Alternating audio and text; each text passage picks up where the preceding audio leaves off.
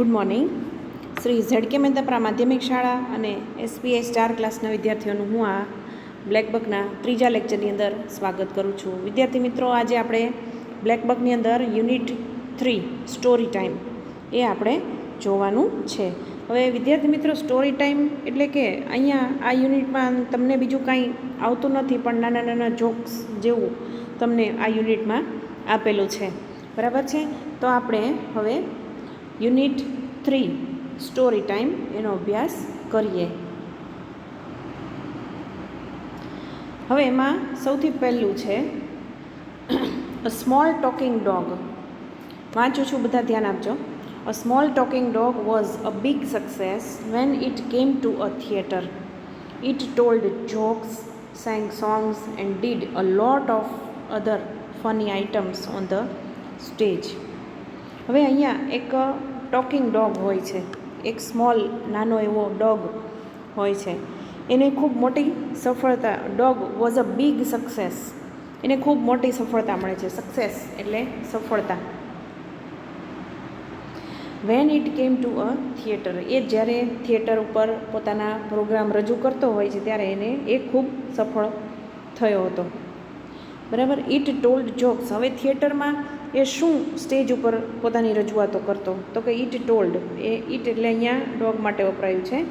Told એટલે કહેતો. શું કહેતો? તો કે jokes. It told jokes, sang songs, jokes કહે, ગીતો ગાય, and did a lot of other funny items, અને બીજી ઘણી બધી એવી ફની એટલે કે રમૂજી આઇટમ્સ એ સ્ટેજ ઉપર રજૂ કરતો. અને આ આઇટમ્સ જે રજૂ કરતો એમાં એને ખૂબ સફળતા મળેલી. But while it was singing a song, a bigger came in two the theatre, stopped, listen for few moments and then ran up and jumped on the dog, small talking dog, and carried it off the stage.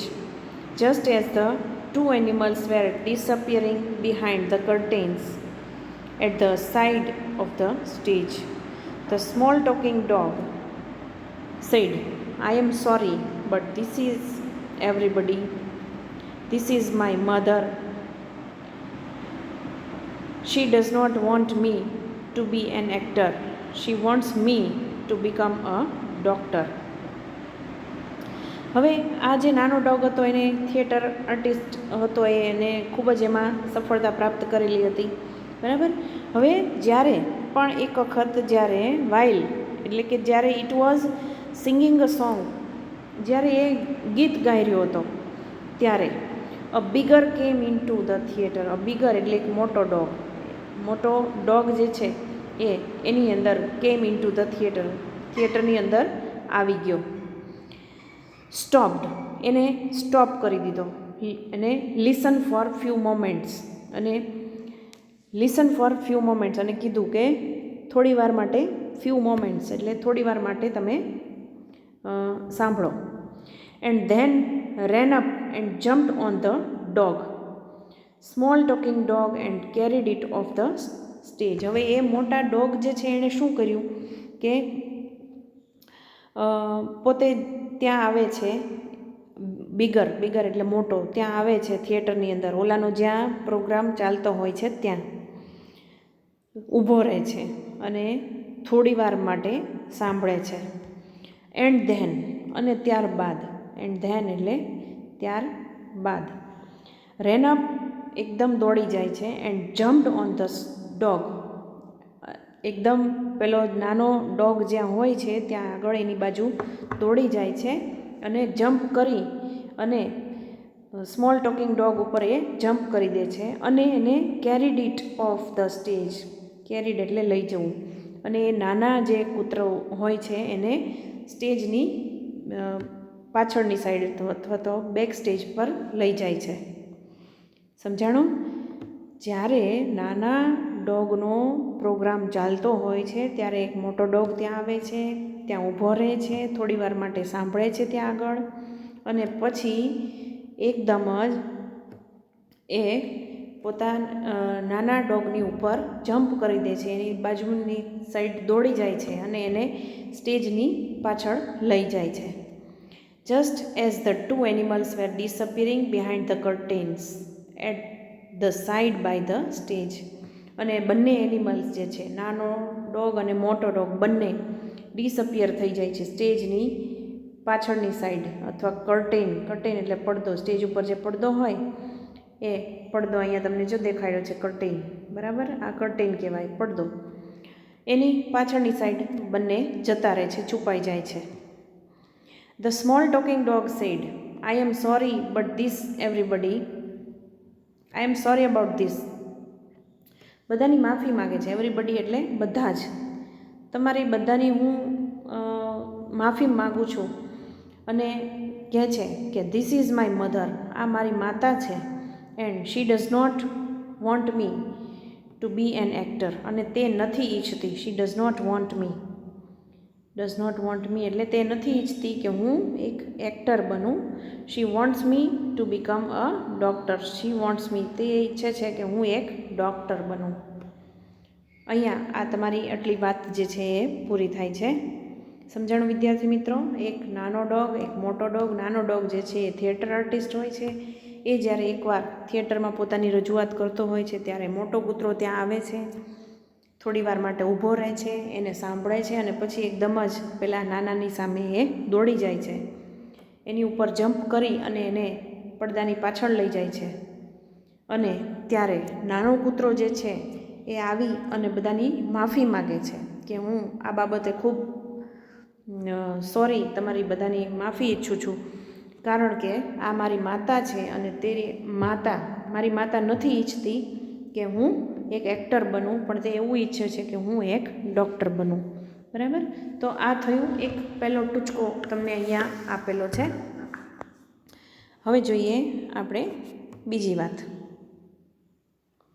હવે અહીંયા એક mister જોન્સની વાત છે.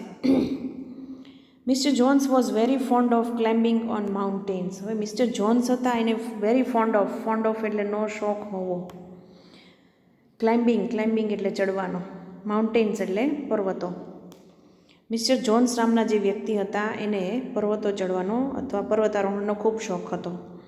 સો 1 year he went to Switzerland for his holidays. તો એકવાર એણે શું કર્યું? એક વર્ષે એ વેન્ટ ટુ સ્વિટ્ઝરલેન્ડ ગયા. ફોર હિઝ હોલિડેઝ, પોતાની રજાઓ ગાળવા માટે એ સ્વિટ્ઝરલેન્ડ ગયા. He was climbing a peak, અને સ્વિટ્ઝરલેન્ડની અંદર એ ક્લાઇમ્બિંગ એટલે ચડી રહ્યા હતા. વોઝ ક્લાઇમ્બિંગ અ પીક, એક હિલ ઉપર, એક ટેકરી ઉપર એ ચડી રહ્યા હતા. વિથ હિઝ ગાઈડ, અને એની સાથે એનો ગાઈડ, એનો માર્ગદર્શક પણ હતો. આગળ, be careful here, the guide said. This is a dangerous place. You can easily fall, and if you do, you will fall straight down a very long way. But he continued calmly, if you do fall here, don't forget to look for the right while you are going down. There is a quite extraordinary beautiful view there, much more beautiful than the one you can see from here. હવે mister જોન્સની સાથે એનો જે guide હોય છે, mister Jones અને એનો guide બંને peak ઉપર ચડતા હોય છે, ઢીલ ઉપર ચડતા હોય છે. ત્યારે એનો ગાઈડ જે છે એમ કહે છે કે બી કેરફુલ હિયર, જોજો હો, અહીંયા સંભાળીને ચડજો. બી કેરફુલ એટલે બહુ સાવચેત રહેવું. ધ ગાઈડ સેડ, એના ગાઈડે એને કીધું કે જોજો અહીંયા સંભાળીને ચડજો. This is a dangerous place, આ ખૂબ ડેન્જરસ હતી, ભયજનક એવી જગ્યા છે. અહીંયા જે જગ્યાએ આપણે પર્વતારોહણ કરી રહ્યા છીએ એ જગ્યા ખૂબ જ ડેન્જરસ છે. યુ કેન ઇઝીલી ફોલ, અહીંથી તમે ઇઝીલી, સરળતાથી પડી શકો એવું છે. એટલે કે એવી આ જગ્યા છે કે જ્યાંથી આપણે પડી જવાય એવું છે એમ. એન્ડ ઇફ યુ ડુ, અને જો તમે અહીંથી પડશો, ઇફ યુ ડુ એટલે અહીંયા કરવું એવો કોઈ અર્થ નથી લીધો, પણ ઇફ યુ ડુ એટલે કે જો આમ થાય, શું થાય? તો કે જો તમે અહીંથી પડી જાઓ તો you will fall straight down a very long way. તમે સીધા ક્યાં પડશો? ફોલ એટલે પડવું. ક્યાં? તો કે સ્ટ્રેટ, સીધા. સ્ટ્રેટ એટલે સીધા. સીધા નીચે અ વેરી લોંગ વે, ખૂબ જ મોટો એક રસ્તો દેખાય છે, ત્યાં તમે પડશો. જો તમે અહીંયા સંભાળીને ચાલજો, અહીંયા સંભાળીને ચડજો. જો તમે અહીંથી પડ્યા, ઇફ યુ ડુ, તો you will fall straight down a very long way. તો અહીંથી તમે સીધા નીચે પડશો. એક મોટો રસ્તો જાય છે, ત્યાં તમે પડશો. જો વિદ્યાર્થી મિત્રો, અહીંયા તમને રસ્તો એક દેખાઈ શકે છે. આ એક નાની એવી કેડી અહીંયા તમને બતાવી છે, આ રીતે આડી અવળી જાય છે તે, બરાબર. તો આ રસ્તા ઉપર તમે પડી શકો છો જો પડો તો. બટ હી કન્ટિન્યુડ કામલી, પણ તેમ છતાં એણે આગળ શાંતિથી, શાંત સ્વરે, કામલી એટલે એકદમ શાંતિથી આગળ પોતાનું બોલવાનું શરૂ રાખ્યું. શું શરૂ રાખ્યું? કે if you do fall here, જો અહીંથી તમે પડો તો.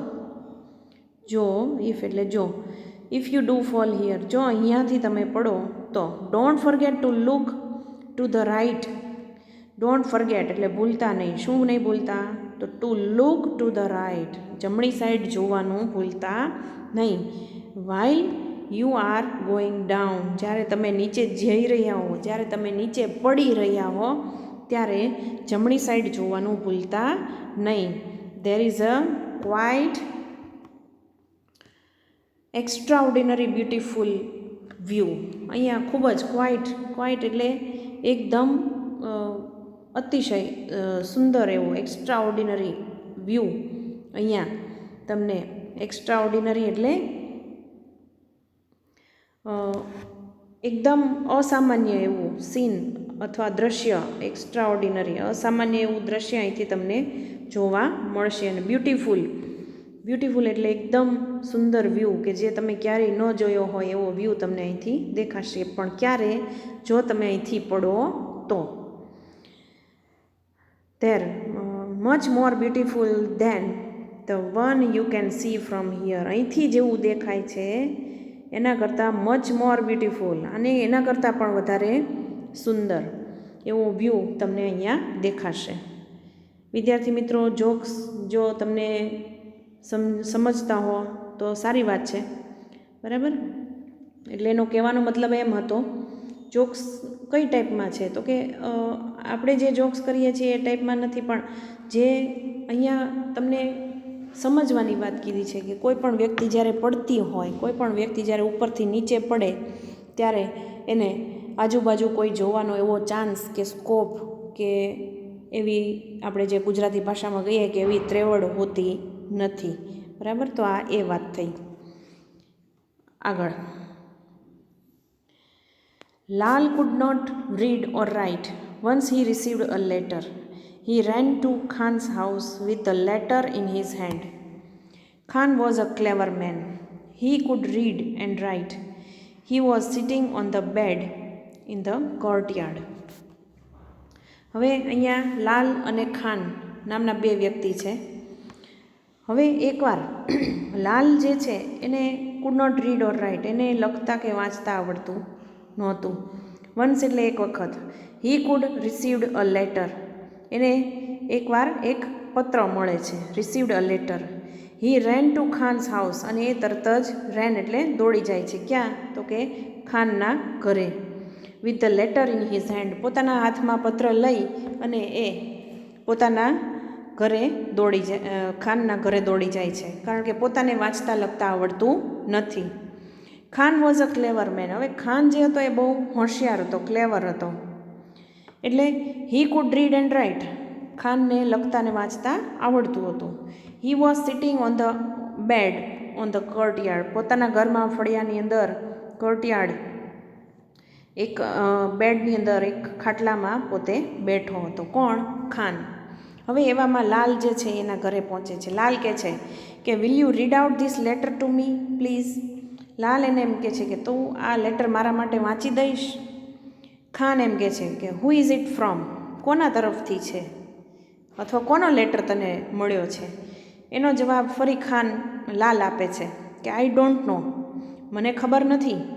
The postman has just given it to me, હમણાં જ મને પોસ્ટમેને આ લેટર આપ્યો આપ્યો છે. ગિવન ઇટ ટુ મી એટલે હમણાં જસ્ટ એટલે કે હમણાં જ મને આ પત્ર પોસ્ટમેને આપેલો છે. Please open it and read it. મહેરબાની કરીને તું એને ઓપન કર, એને પત્રને ખોલ અને તું મારા માટે એ વાંચી દે. Khan open the letter and read out 2 or 3 lines. હવે ખાન જે છે એ ઓલા લાલનો લેટર વાંચે છે, 2 કે 3 લાઇન્સ વાંચે છે. ત્યાં ફરી પાછો લાલ બોલે છે કે ઓ પ્લીઝ સ્ટોપ. લાલ કહે છે કે ઓ એક મિનિટ ઊભો રહે, પ્લીઝ સ્ટોપ, તું સ્ટોપ થઈ જા. Don't read it. Don't read it એટલે એ વાંચતો નહીં. It is a secret from my friend.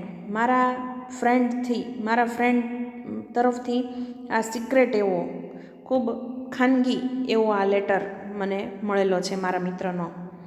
એટલે I don't want anyone to read it એટલે હું નથી ઈચ્છતો. આઈ ડોન્ટ વોન્ટ એટલે કે હું નથી ઈચ્છતો કે કોઈ એને વાંચી જાય. મારા અને મારા મિત્રની ખાનગી વાત છે, એ હું નથી ઈચ્છતો કે કોઈ વાંચે. હવે ખાન કહે છે કે ડોન્ટ વરી. ખાન કહે છે કે ડોન્ટ વરી, તું ચિંતા નહીં કર. ડોન્ટ વરી એટલે ચિંતા નહીં કર. Lal, I will put my fingers in my ears and then read out your letter to you.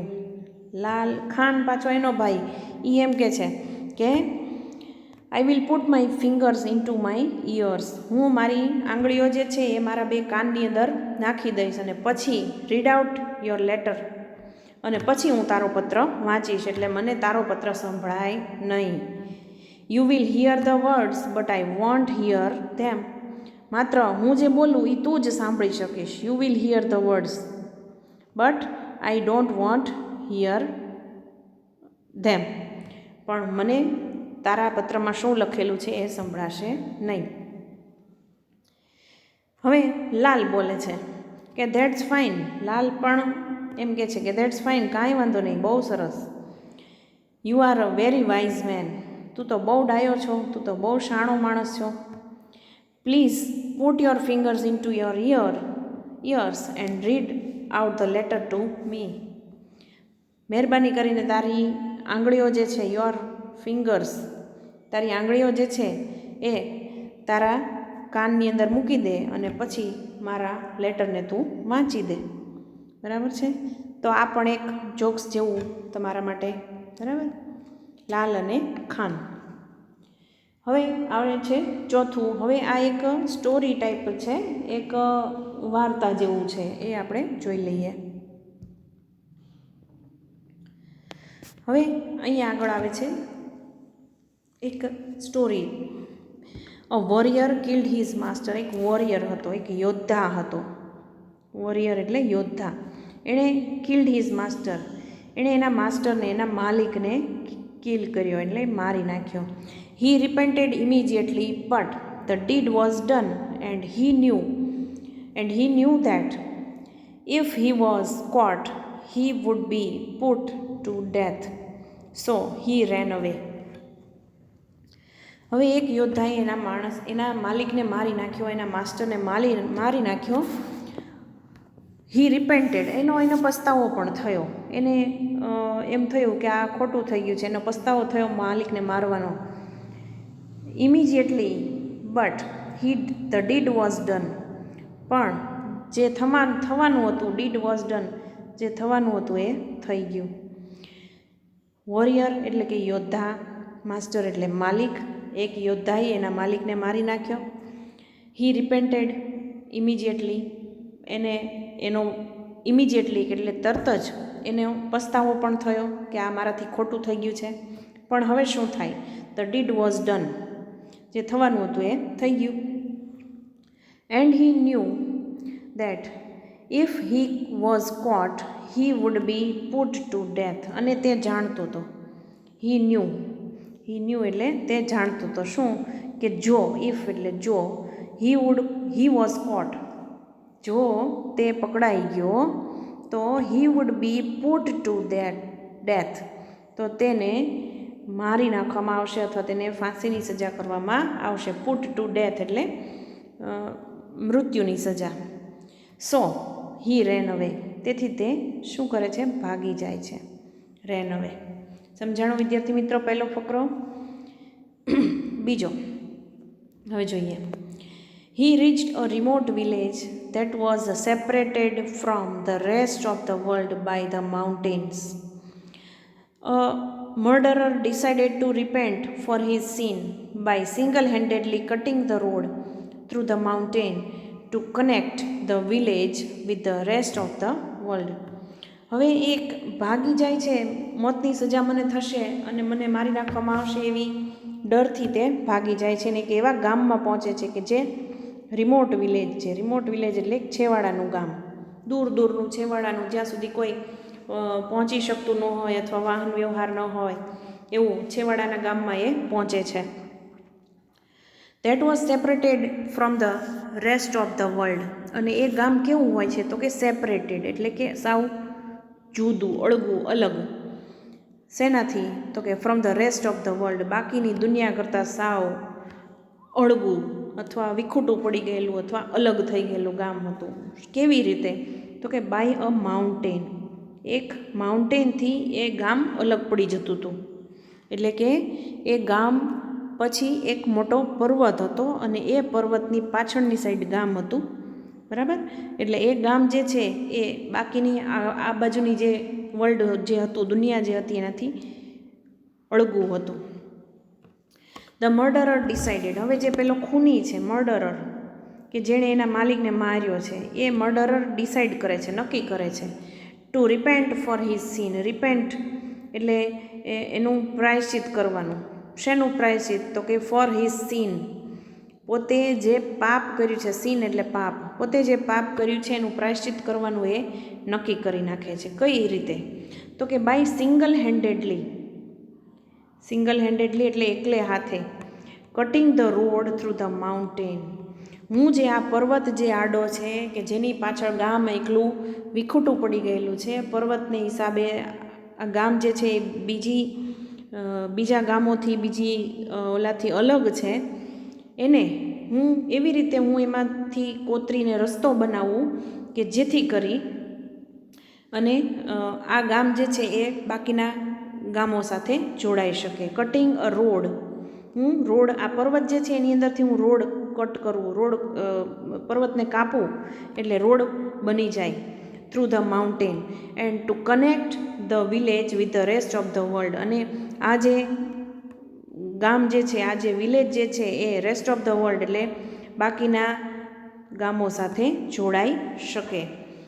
જે પર્વતને હિસાબે થઈ અને સાવ અળગું હતું, સાવ અલગ હતું, એ પર્વતને કોતરીને હું એક રસ્તો બનાવવું, અને રસ્તો બનાવવું એટલે આ ગામના લોકો જે છે એ આ બીજી દુનિયા સાથે જોડાઈ શકે એવું એણે વિચાર કર્યો. અને એકલે હાથે સિંગલ હેન્ડેડલી હું આ રસ્તો જે છે એ પર્વત કોતરીને બનાવું. He work from dawn to dusk and in 4 years he made halfway into the mountain.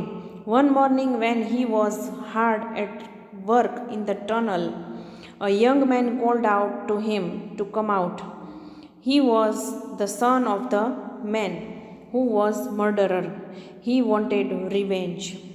હવે એકવાર એવું થયું કે હવે એણે નક્કી કરી લીધું કે હું મારા પાપનું પ્રાયશ્ચિત આ રીતે આ ગામ લોકોની સેવા કરીને કરું. આ ગામની આડો પર્વત છે એ પર્વત કોતરી નાખું, એમાંથી રસ્તો બનાવી નાખું અને આ ગામ જે છે એ બીજા ગામો સાથે જોડાઈ શકે, એ રીતે હું આ ગામ લોકોની મદદ કરું.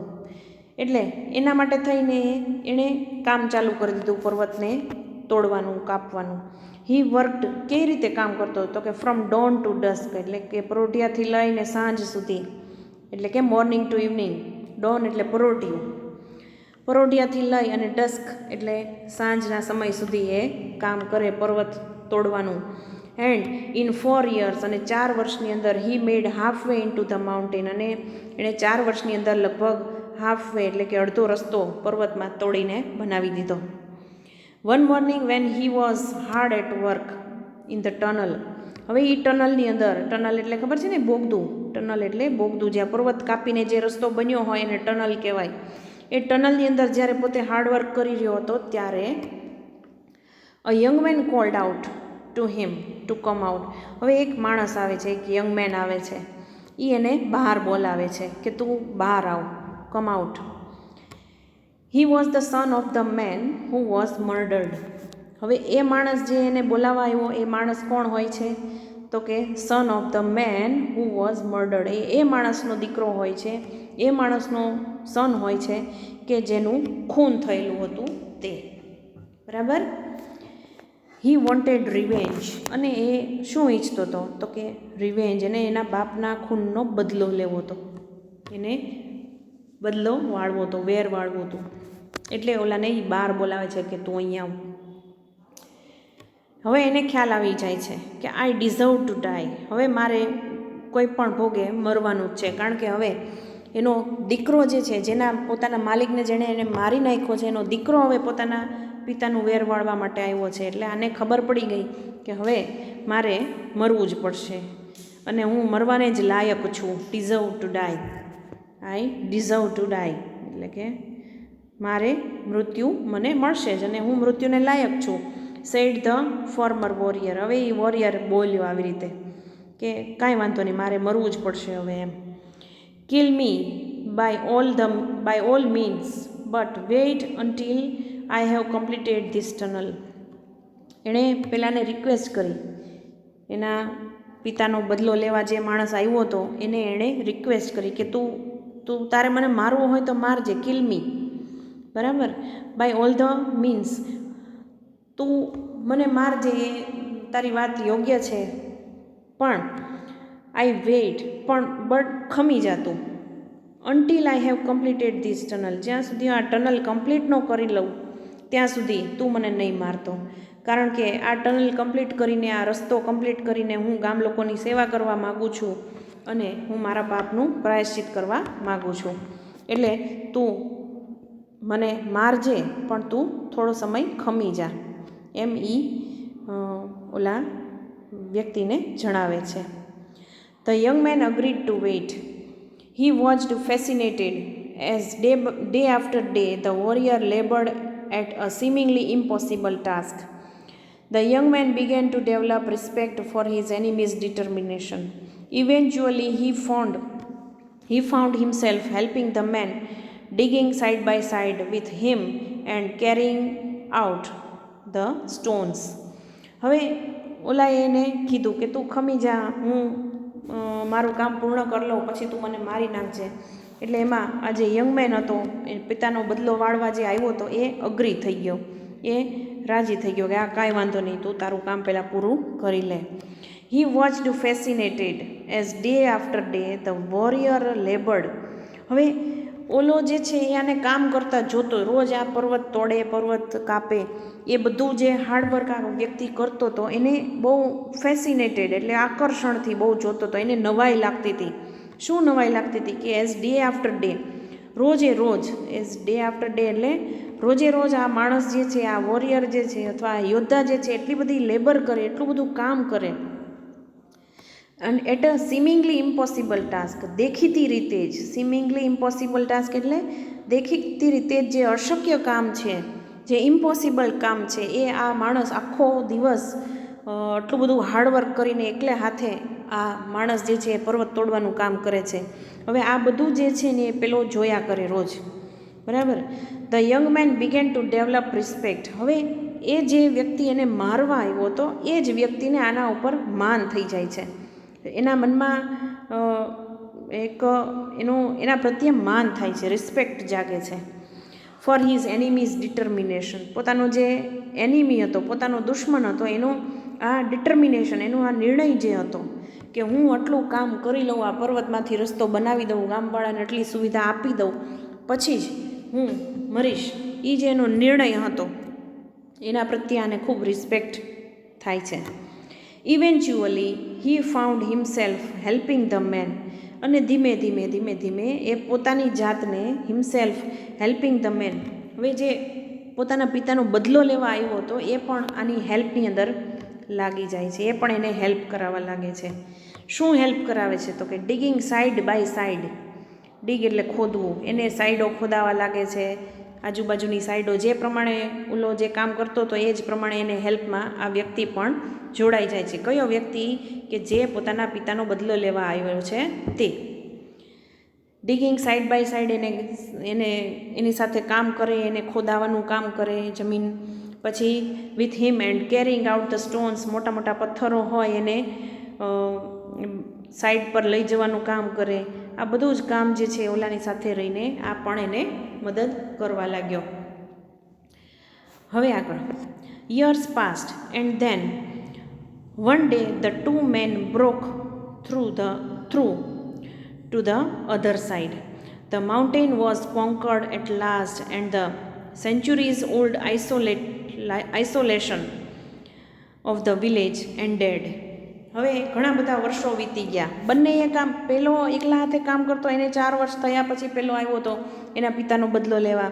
એ પિતાનો બદલો લેવા આવ્યો હતો, પણ આને કામ કરતો જોઈને એના મનમાં ખૂબ એના પ્રત્યે રિસ્પેક્ટ જાગે છે. એ પણ એને સાથે સાથે કામમાં લાગી જાય છે અને બંને ભેગા થઈ અને યર્સ પાસ્ટ, ઘણા વર્ષો વીતી જાય છે.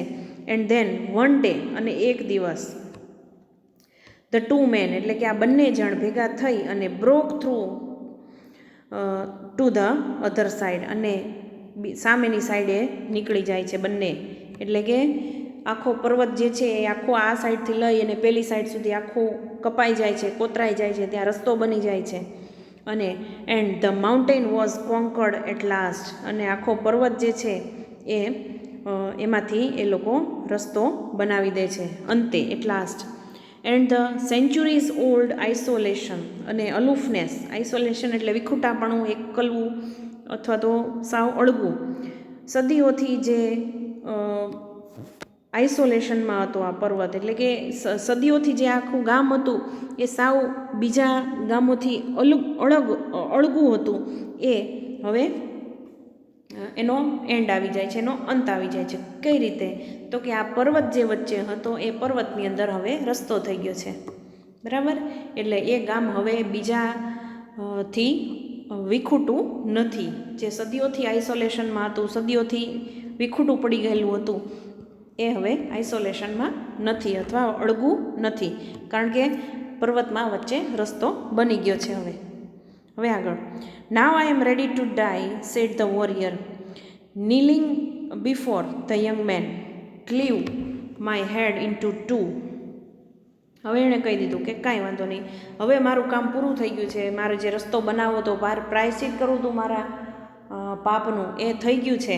અને હવે નાવ આઈ એમ રેડી ટુ ડાય, હવે હું મરવા માટે તૈયાર છું, એવું ઓલા યોદ્ધાએ ઓલાને કીધું.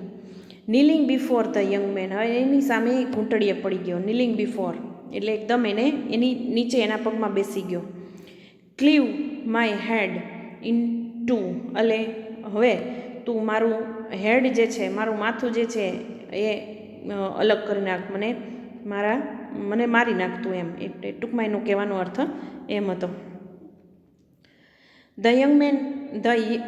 The youth raised his sword so that his father's death could be avenged, but he could not bring himself to do it.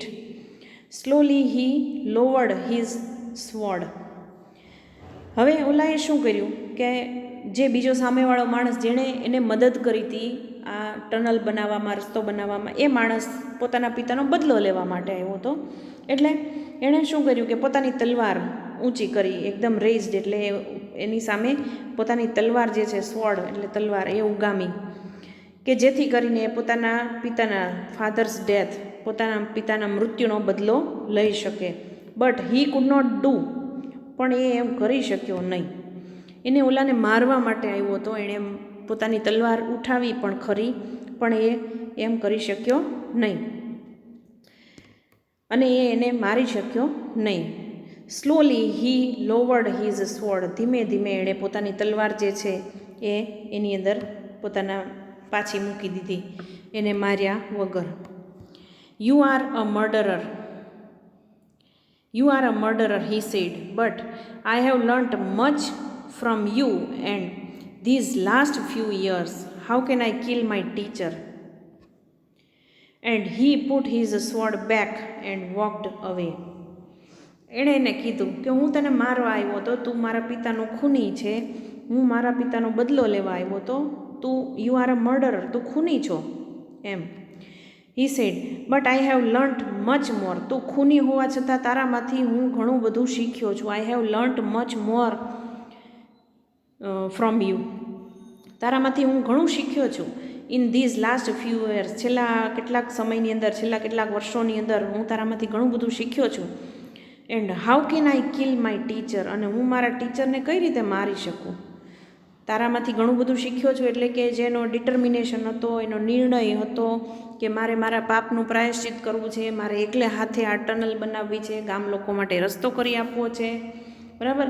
એ જે બધું એનો ભોગ હતો, જે સવારથી સાંજ એકદમ હાર્ડવર્ક કરતો, આ બધી જ વસ્તુઓ જોતો, જાણતો, નિહાળતો, અને પછી એણે જ્યારે પૂરું થાય છે એનું વર્ક, ત્યારે એ કહે છે કે તું તો મારો ટીચર છો, તારામાંથી હું ઘણું બધું શીખેલો છું, અને હું મારા ટીચરને કઈ રીતે મારું. એમ કરીને એ મારતો નથી અને પોતાની તલવાર એ નીચે મૂકી દે છે. And put his sword back and walked અવે. પોતાની તલવાર મૂકી અને ત્યાંથી ચાલ્યો જાય છે. વિદ્યાર્થી મિત્રો, તો આ હતો તમારો 3જો યુનિટ સ્ટોરી ટાઈમ, બરાબર. હવે આપણે આની પછી ફરીવાર 4થા યુનિટ સાથે ફરી મળશું. ત્યાં સુધી આપણે આ લેક્ચરને અહીંયા પૂર્ણ કરી દઈએ છીએ. Thank you.